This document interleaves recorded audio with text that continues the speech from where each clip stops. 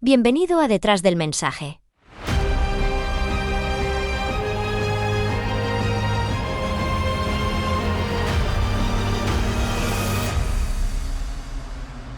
Un contenido creado por David Lebrero.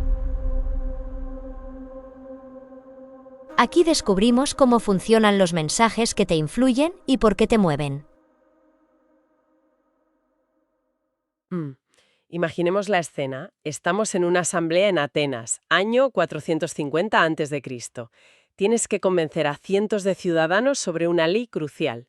Y no hay PowerPoint ni redes sociales. Nada, solo la palabra. Solo la palabra. Y la habilidad para usarla. Y es que en ese momento, saber hablar no era solo una ventaja, era gobernar. La persuasión era el motor de todo. Exacto. Y de eso vamos a hablar hoy. Nos vamos a sumergir en los orígenes de la comunicación persuasiva, en la retórica de Grecia y Roma. Y la idea no es solo dar una clase de historia, es entender por qué nació ahí y, sobre todo, cómo esas técnicas milenarias siguen siendo la base de todo, de la política, de la publicidad. Y hasta de convencer a tus amigos de qué serie ver. Totalmente. De todo. Vale, pues vamos a empezar por el principio.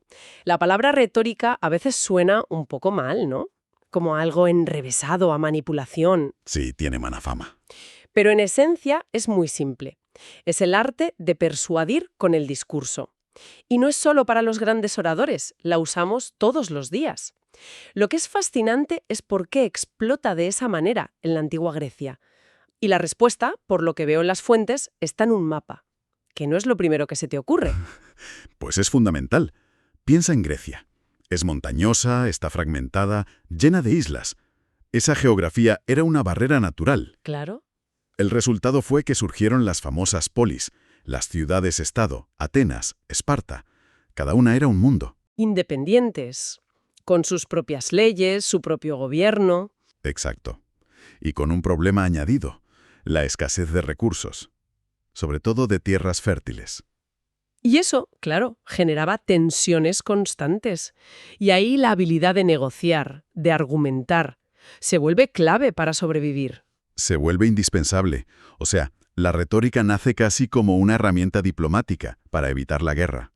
Entiendo. Pero el gran motor, has dicho, fue la democracia. Y supongo que hablamos de Atenas. Hablamos de la Atenas del siglo V a.C., el caldo de cultivo perfecto. Su sistema de gobierno era directo. Y esto es importante. O sea que no había representantes. Nada.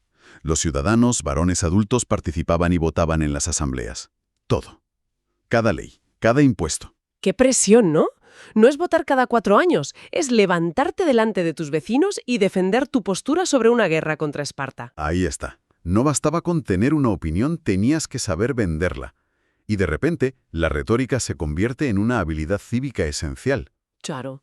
Saber estructurar un argumento, apelar a las emociones. Y parecer alguien de fiar.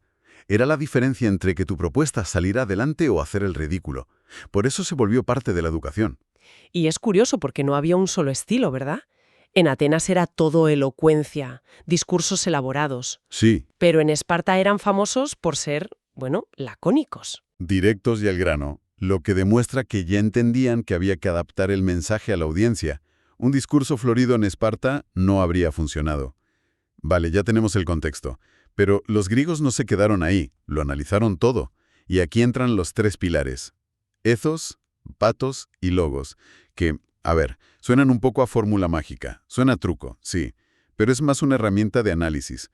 Aristóteles no los describió como una receta, sino como la anatomía de cualquier argumento que funciona. El primero es el ethos, el carácter, la credibilidad, ¿no? Exacto. La credibilidad del que habla. Si confías en esa persona, si es un experto, ya tienes mucho ganado. ¿Pero es algo que traes de casa o se puede construir en el momento? Es una mezcla. Tu reputación ayuda, claro.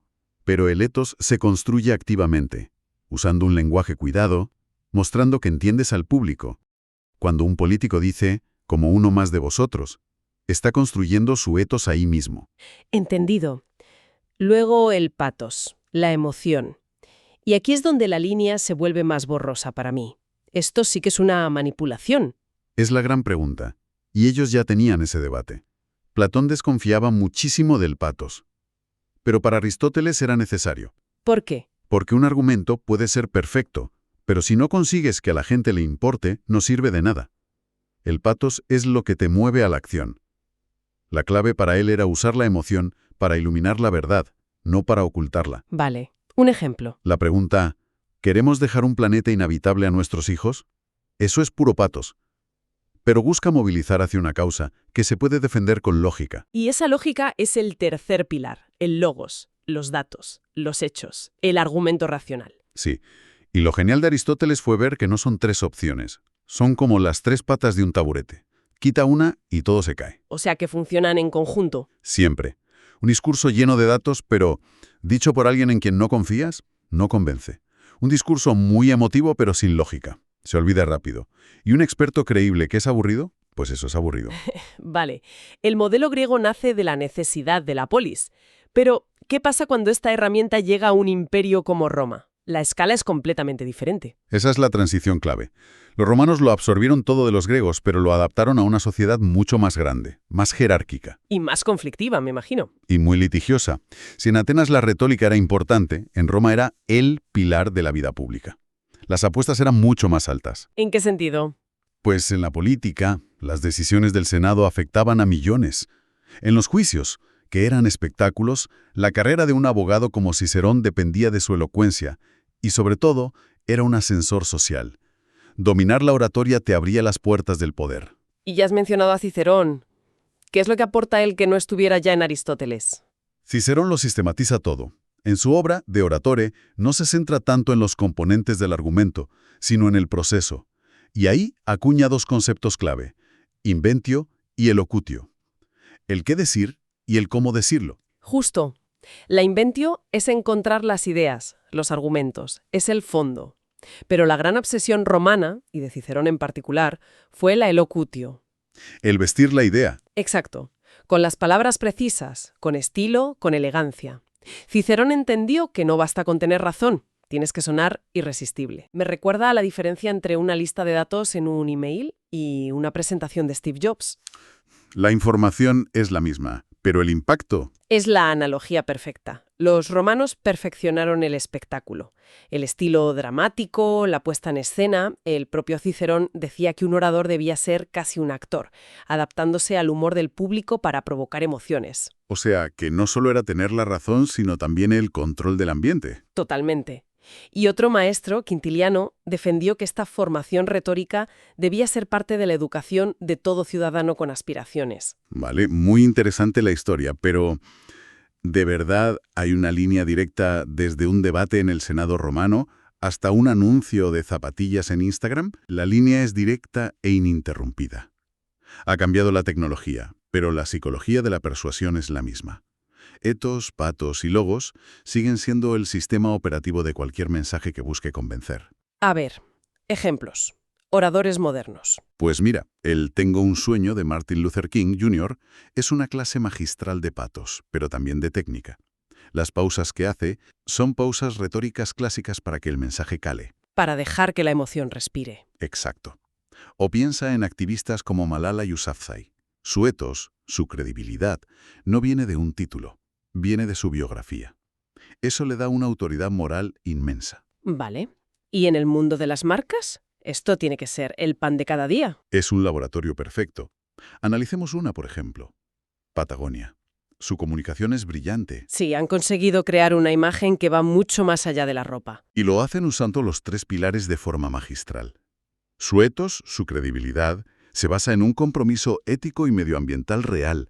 No es solo un eslogan. La famosa campaña de «no compres esta chaqueta». Esa campaña o las etiquetas de bota a los capullos son declaraciones de principios que definen su carácter. Y lo inteligente es que luego usan el logos para respaldar ese etos. Ahí está la clave. Te dan los datos, la sostenibilidad de sus materiales, su cadena de suministro.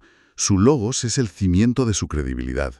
Y el patos, claro, lo logran con esas imágenes espectaculares de aventura, de naturaleza, que conectan con su público. Es curioso, porque Patagonia construye su etos casi desde una postura antiempresa, como lo hace una megacorporación como Apple. Pues usa la misma herramienta, el ethos, pero para construir una identidad casi opuesta. La de Apple se basa en la autoridad, la innovación, la calidad y ahora mucho en la privacidad. El lema «Lo que pasa en tu iPhone se queda en tu iPhone» es una construcción de ethos brutal. Y su pathos es legendario. El anuncio de 1984 no vendía un ordenador, vendía una revolución. Pura emoción. Y las campañas de Think Different celebraban a los rebeldes. Te invitaban a un club exclusivo. Y cuando ya tienen tu confianza y tu corazón, Te dan en logos. Las especificaciones técnicas, los datos de rendimiento, el argumento racional para justificar el precio. el orden es perfecto. Vale. Y en el otro extremo, una marca como Coca-Cola. Venden agua con azúcar. ¿Cómo lo hacen ellos? Coca-Cola es quizá el ejemplo más puro del poder del pathos. Su ethos no se basa en el producto sino en un concepto: la felicidad. Destapa la felicidad. Su credibilidad es ser la marca de los buenos momentos. Exacto. Y lo construyen con un pathos abrumador. Anuncios de nostalgia, de amistad, de familia, de Navidad. Asocian la marca a los sentimientos más universales. Su logos es casi secundario, centrado en sus iniciativas sociales para darte un argumento racional que mitigue la culpa. Queda claro.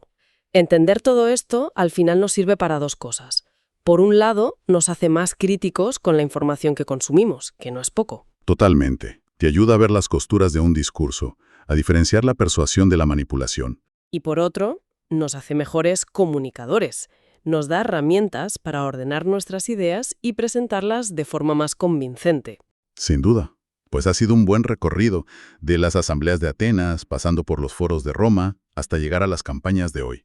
La conclusión es que la tecnología cambia, pero la psicología de la persuasión, después de 2000 años, sigue girando sobre lo mismo. Credibilidad, ethos, emoción, pathos y lógica, logos. Y me gustaría dejar una idea final. Conectando con los romanos, ellos perfeccionaron no solo el qué decir, la inventio, sino sobre todo el cómo decirlo, la elocución. Pensemos en una idea que se oye mucho ahora. La gente ya no quiere trabajar. Es una frase simple, directa. Ajá. Ahora, pensemos cómo se puede transformar esa misma idea en un mensaje potente, cambiando solo el enfoque, el tono, las palabras. Podría hablar de la búsqueda de propósito, del cambio de prioridades. Ahí, en esa transformación, reside todo el poder de la retórica que hemos heredado. Esto ha sido Detrás del mensaje. Un contenido creado por David Lebrero. Gracias por acompañarme.